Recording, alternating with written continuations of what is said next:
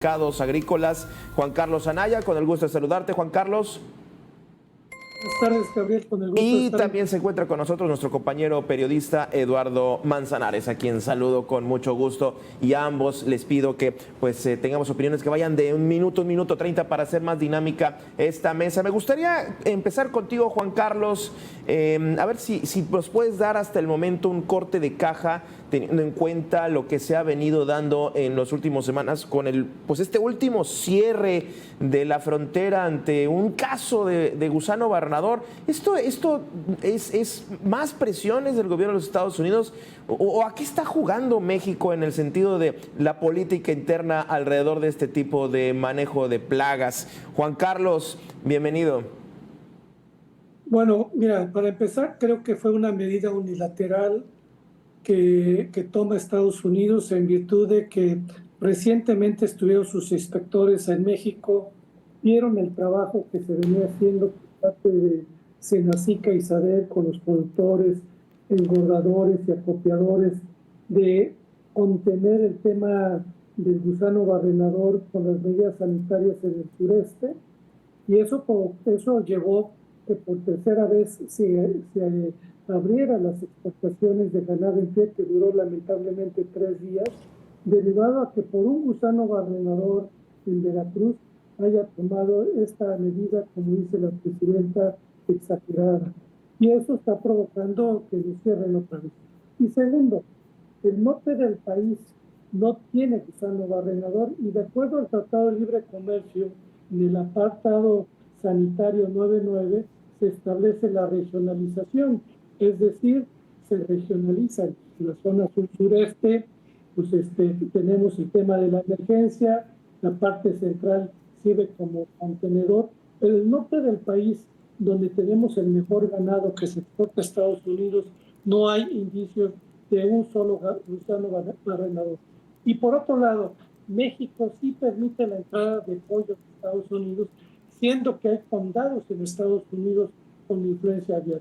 Ahí lo que debemos es establecer con Estados Unidos y señalar por qué un trato diferencial. México sí les da un trato de acuerdo al tratado y ellos no lo hacen con nosotros.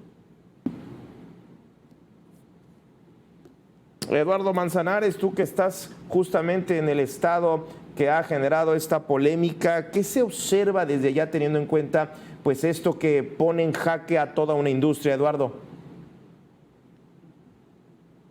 Gabriel, Juan Carlos, los saludo con mucho gusto, muy buenas tardes, buen inicio de semana. Pues no es un caso el de Veracruz, no es un caso. Digamos que ese caso lo tomó, y coincido con Juan Carlos, lo tomó como pretexto y con una medida unilateral Estados Unidos para volver a cerrar la frontera al ganado mexicano. Son 40 casos en total en el estado de Veracruz, y hoy lo confirma el propio titular de la Secretaría aquí en el estado de Veracruz en conferencia con Rocío Nale, la gobernadora. Pero yo no puedo dejar de mencionar, Juan Carlos, Gabriel, que México ha dejado de hacer muchas cosas en el campo mexicano desde el 2019. Hay que recordar que el propio López Obrador, en su plan antiinflacionario, abrió la frontera sur prácticamente sin restricciones a la carne de Centro y Sudamérica. Y hoy sigue prácticamente igual. La Senacica vio reducido su presupuesto en más de un 72.3% del 2019 al 2025. Y dentro de este presupuesto de la Senacica, obviamente, a la parte de la inspección fitosanitaria. Luego, entonces, México está creando su propio caldo de cultivo. No que los ganaderos, los ganaderos no tienen la culpa, pero hay una serie de factores que desde mi punto de vista están influenciando para que nuevamente haya esta larva, gusano barrenador, la larva. Y esto es porque México ha dejado de hacer cosas, y hay que decirlo, y hay que ponerlo sobre la mesa, y hay que discutir también esta parte que el gobierno mexicano ha dejado de hacer. Sí.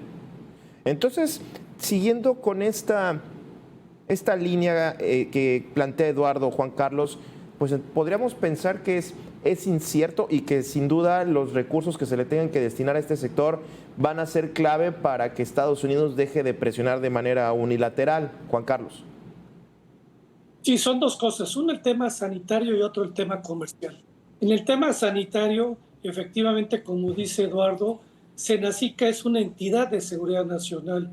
Recordemos que al inicio del sexenio de López Obrador hasta querían desaparecer Senacica, hubiera sido un error fatal. Pero una entidad de seguridad nacional que tiene que ver con el tema de sanidad e inocuidad, más que quitarle recursos, debiéramos fortalecer, ya que es una entidad de un bien público, que tiene que ver no solo con la sanidad de la importación, tiene que ver con la sanidad total de la producción nacional, de lo que comemos, de la inocuidad, de las exportaciones e importaciones, y lamentablemente, como se señala, los recursos han sido limitados en virtud de que hemos ido perdiendo ese tema del bien público, que es responsabilidad del Estado, que es con los impuestos de los mexicanos. Con la sanidad no se juega. La sanidad tiene que ser obligación del Estado, salvaguardar la inocuidad y la sanidad de los productos que producimos, que exportamos e importamos. Entonces, la realidad, ese es un tema. Pero el tema comercial, al cual también nos estamos enfocando, volvemos a lo mismo. Indebidamente, Estados Unidos cerró, siendo que el norte del país no tiene gusano barrero. De ahí es un tema comercial, sí tenemos problemas en el tema sanitario que mejorar, pero creo que Estados Unidos está asumiendo decisiones unilaterales que México no le aplica. No sé si se pueda también aterrizar las declaraciones de Larry Rubin en esta reunión del American Commerce sobre, en cierta manera, la perspectiva que tienen los Estados Unidos sobre que México debe cumplir con el TMEC por la falta de una acción efectiva, y no sé si por ahí podamos aterrizar lo que está pasando en el sector ganadero y que quieran argumentar esto, ciertas acciones efectivas de parte del gobierno de México. El gobierno de los Estados Unidos puede argumentar lo que sea. Lo cierto es que ¿en qué ruta vamos hacia una posible revisión del TMEC, en específico de la ganadería? Me parece que nos están arrinconando, Eduardo. Pareciera ser que sí, y mira, en esta administración de los Estados Unidos comandada por Donald Trump, vamos a ver muchísima más presión por el tema económico, por el tema político también, y por todas las promesas que hizo Donald Trump en campaña, y no podemos dejar afuera al agro mexicano, al campo, a todo lo que tiene que ver con la ganadería, es decir, con toda la industria, Gabriel, Juan Carlos. Y entonces hay que revisar nosotros también, vaya, para eso existen las mesas, para eso existen las controversias dentro del Tratado de Libre Comercio, y lo que decía Juan Carlos al principio en su primer comentario tiene mucha razón. A ver, ¿por qué de un lado nos están exigiendo el cumplimiento de determinadas reglas y normas y nosotros no hacemos lo propio? Y no todo es decirle que sí a los Estados Unidos nada más por decírselo.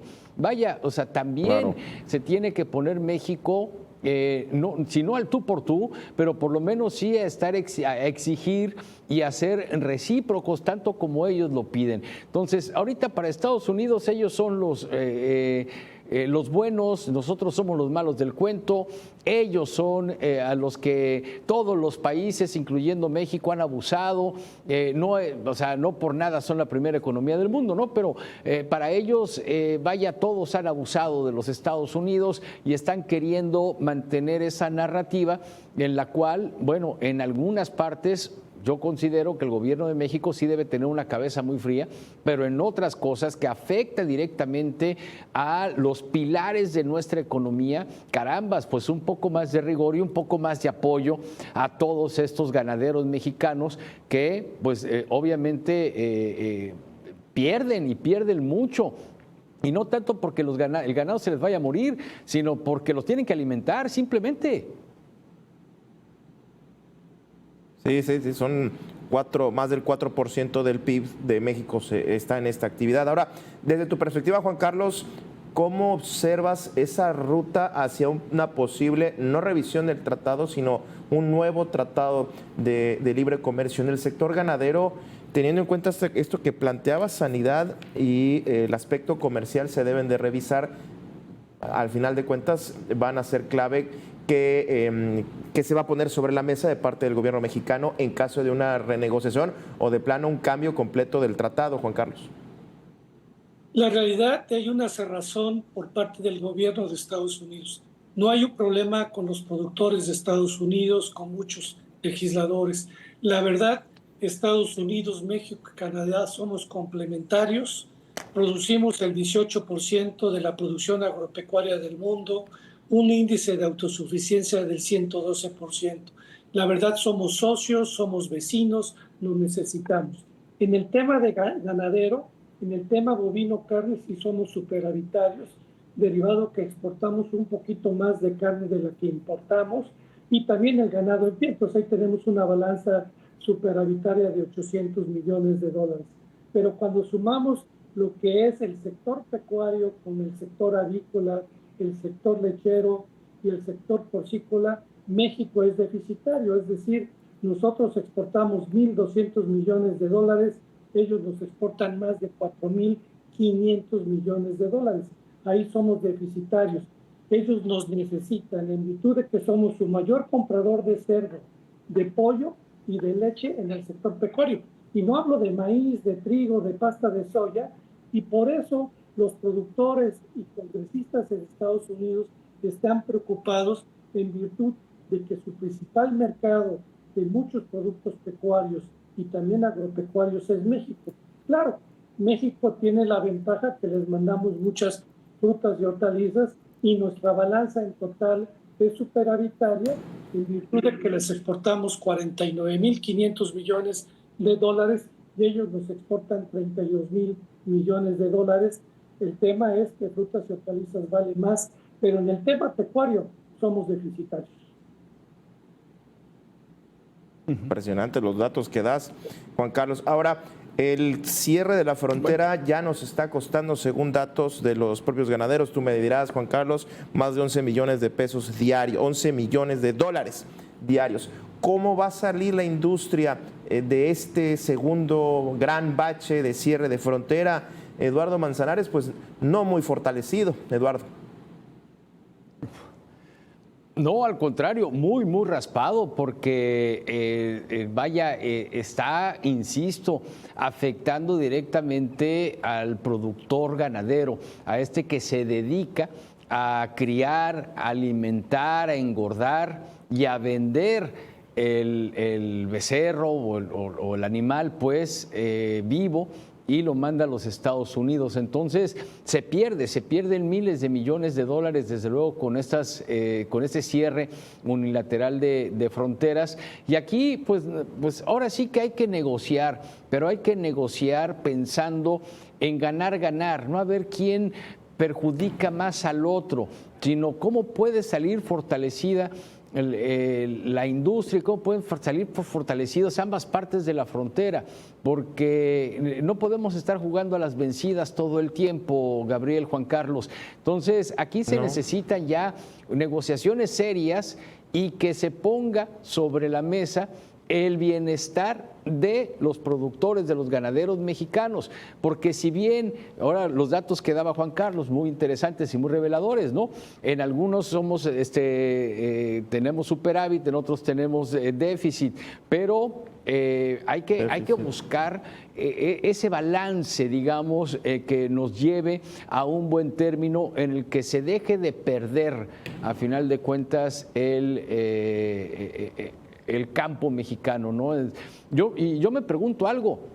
¿Por qué nos ha cerrado la frontera, Juan Carlos? ¿Por qué nos ha cerrado la frontera sur? ¿Por qué seguimos importando ganado? Porque al decir de algunos, y quiero citar a Manuel Huerta Ladrón de Guevara, senador por Veracruz, él asegura, o por lo menos pone en tela de juicio, de que el último caso detectado en Veracruz de gusano barrenador fue importado. Entonces, la pregunta es por qué sigue en pie el decreto de la libre importación sin una supervisión profunda de la propia Senacica.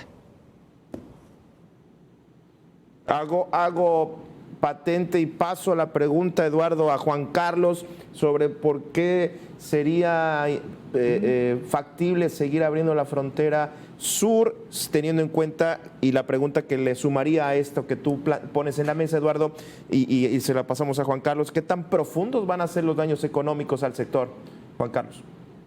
Mira, los daños que está teniendo el sector por esta medida unilateral desde el primer 24 de noviembre, que fue el primer cierre, hasta este último, es que se han dejado de exportar 700,000 cabezas de ganado a Estados Unidos, que es ganado de alta genética, de alta calidad, clases europeas, y que es ganado que requiere Estados Unidos por su tema de la sequía. Los precios actualmente en Estados Unidos de ganado para engorda y para sacrificio son los más altos, requieren de nuestro ganado. Entonces no entendemos esa medida comercial.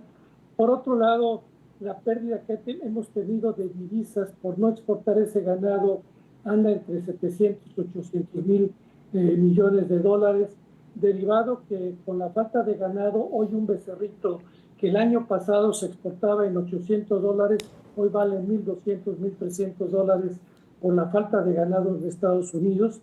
Y ese ganado, aunque se engorda, no se pierde, se vende al mercado nacional, nada más que el mercado nacional, en lugar de pagar $1,200, $1,300, paga $800, $850, porque tenemos otro sistema de clasificación en el tema de ganado y la carne. Es decir, la pérdida que está teniendo el sector exportador lo calculamos entre 200, 250 millones de dólares, que es una cantidad tremenda que impacta a los engordadores exportadores. Y el otro tema de la frontera sur.